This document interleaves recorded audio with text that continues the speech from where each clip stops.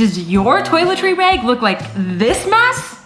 I'm gonna show you how to go from this to this. Hi guys, my name's Chelsea. Today you get me all to yourselves because dear sweet Kurtis is sick, so he is not hanging out with us on this video, but that's okay because I got this one covered. And Kurt would tell you that it's kind of girly anyway. Kurtis and I pretty much travel exclusively carry-on only. It has tons of perks, tons of pros, very few cons, but the one con I can think of is traveling with liquids. The TSA or whoever makes airport rules have completely unrealistic expectations, in my opinion, of what's an appropriate amount of liquid to bring on a plane. Clearly no women were consulted in this, or pasty people, because the minute that I pack one bottle of sunscreen, I'm like, case is full here. And I've got contacts too, so I'm at a complete disadvantage. So I went on a hunt to replace as many of my toiletries with liquidless alternatives. Shampoo was actually a pretty easy one, and I think that's because of its environmental impact. More and more companies are producing liquidless shampoos because it has way less packaging than your typical big plastic bottle does. And tins like this are genius because obviously they're reusable. Now, even when I was at the grocery store looking at shampoos, I saw that they had shampoo bars there. I know, and I'm pretty sure that you could pick them up wherever you typically buy your shampoo from. This one, easy.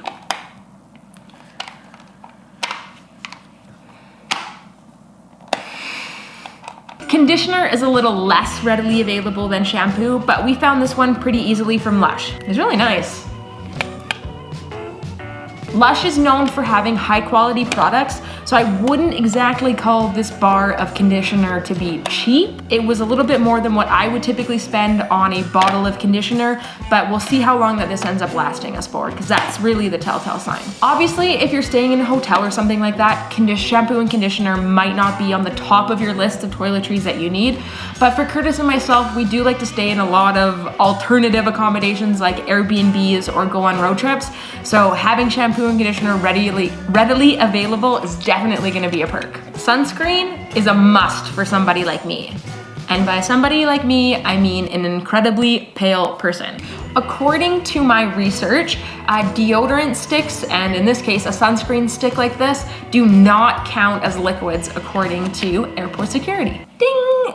I didn't know that a product like this existed, so I was super excited to try it out, and it feels like sunscreen rolls on pretty easily, and I'm excited to not get a sunburn. My decision to purchase something like this again would really be dependent on where we're traveling to. Traveling somewhere like Thailand, which we also did carry on only, and knowing that the price of sunscreen in some of the highly tourist areas is ridiculous, something like this would definitely be worthwhile. Carrying a couple of them with you, even if it's a little bit more expensive than a typical bottle of sunscreen here, still a great deal. If we were going somewhere like the States or Arizona, I would probably try to make a stop and pick up some sunscreen once I'm already down there. Making a quick stop to pick up toiletries seems to be a typical thing when Kurtis and I first land in a destination, so swapping out lots of our toiletries for the liquidless alternatives means that the minute that we land, we're ready to go and we don't have to do that silly stop at the drugstore anymore. That's another ding! Perfume. I've actually had this liquidless perfume for years and years and years and years, so I can't tell you where I got it, but now you know that a product like that does exist, and that's one more girly thing that you can swap out. Basically, it's just a balm like a lip chap almost, and just like that, I'm smelling like an angel.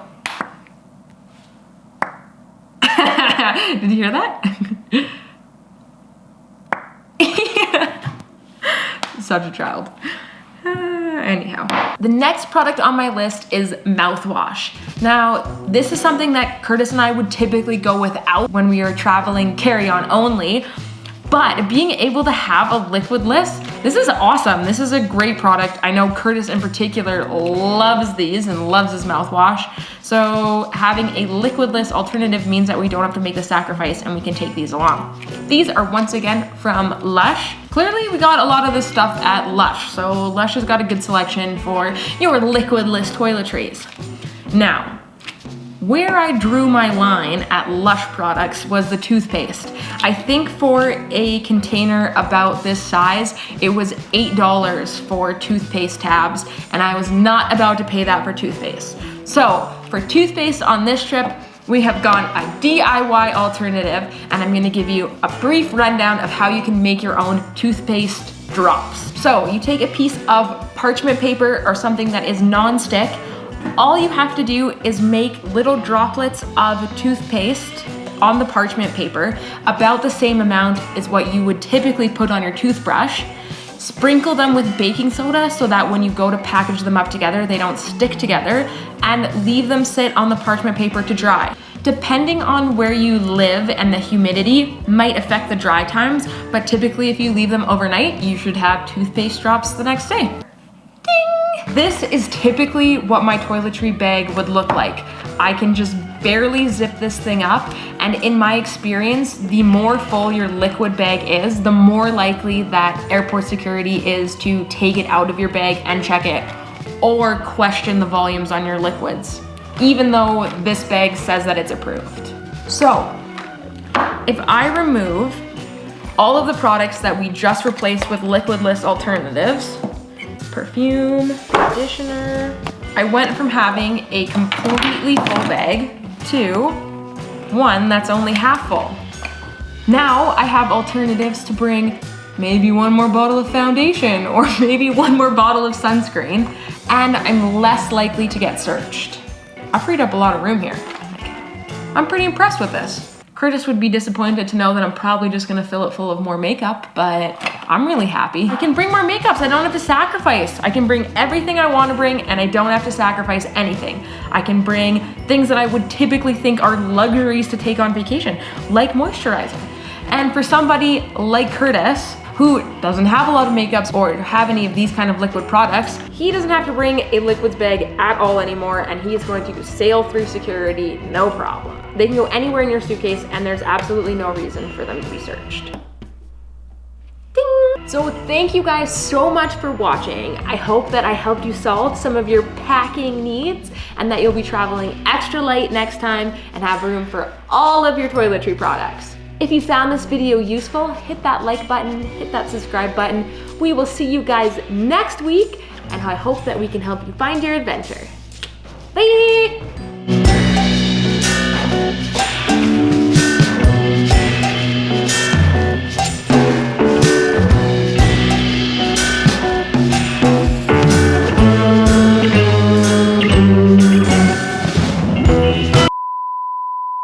Something, Chelsea. Damn it. Mouthwash. You got your work cut out for you on this edit. Oh my God, why? Did you break it already? No.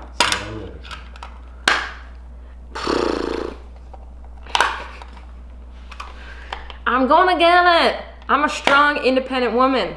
I don't need you to close my shampoo bar. What am I fucking saying? I don't even know.